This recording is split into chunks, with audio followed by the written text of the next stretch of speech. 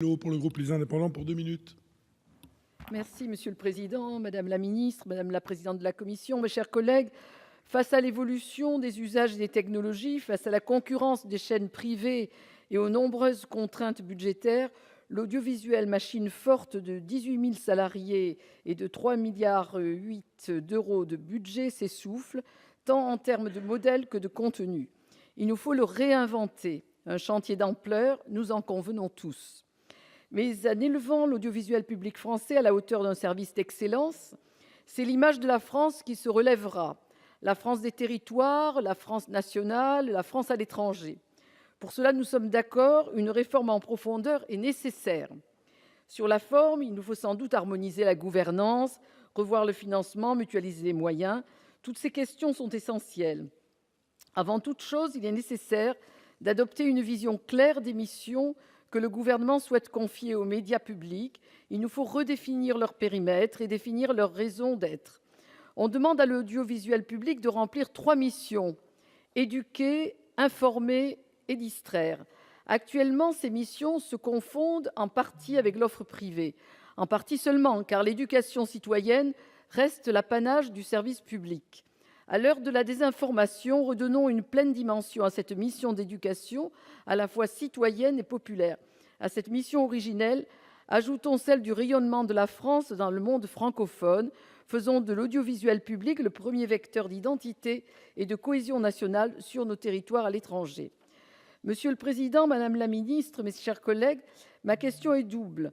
Quel rôle voulez-vous donner à l'audiovisuel public dans la lutte contre la désinformation ? Et je souhaitais vous interroger aussi, Madame la Ministre, sur la possibilité de rassembler les médias publics au sein d'un média global, sorte de BBC à la française au rayonnement international. Merci. Merci, cher collègue. Madame la Ministre. En fait, Madame la sénatrice, vous me posez la question de l'éducation aux médias, qui est clairement au centre de nos réflexions. Actuellement, c'est primordial et c'est essentiel pour prévenir les dérives actuelles en matière d'information, marquées par les théories du complot, les fausses nouvelles, et la vocation, bien sûr, à s'adresser en priorité aux jeunes, mais pas uniquement. L'audiovisuel public a un rôle décisif à jouer dans ce domaine, j'en suis bien convaincue, et d'ores et déjà, des initiatives sont menées sur les antennes avec des programmes de décryptage et de vérification. Je voudrais en citer quelques-uns. Sur France Média Monde, Contrefait, Info Intox, Le vrai du faux sur France Info, sur France Télé, Instant Détox, France, je ne sais plus, je n'arrive plus à me relire. Et c'est dans l'air, il y a des chroniques là-dessus. Donc c'est vraiment important. J'ai pour ma part moi-même été dans des écoles, voir des rencontres avec des jeunes à ce propos-là. Et c'est vraiment essentiel auprès des publics scolaires. Et les jeunes sont très, très sensibles à ça.